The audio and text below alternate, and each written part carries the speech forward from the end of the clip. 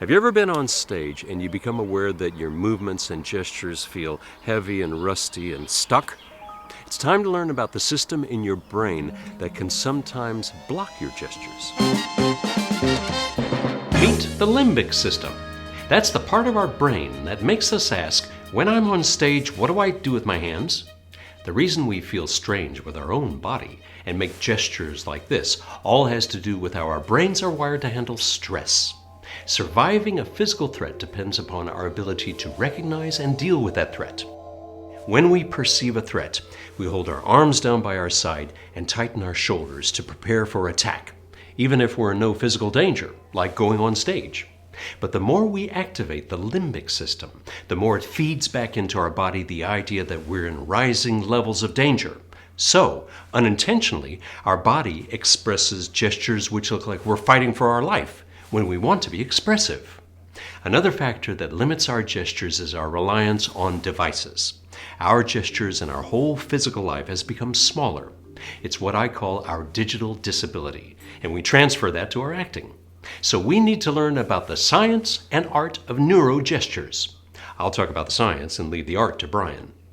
Our gestures are wired to our brain. We cannot not gesture. 90% of all conversation includes gesture. And did you know that congenitally blind people who talk to each other use gesture even though they know their partner can't see them? One area of your brain that creates movement is like a jazz band. You have the thought section, you have the image section, what we can see or remember seeing, and remember the image section, it's very important. Then you have the speech section, and then you have the movement section. Put all the sections together and the band is called Broca's area, and it's located within your left temple.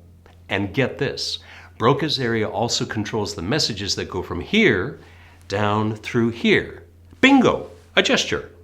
It's thought that this area evolved because we needed to communicate very quickly and very effectively using our voice and our body about some threat to our survival.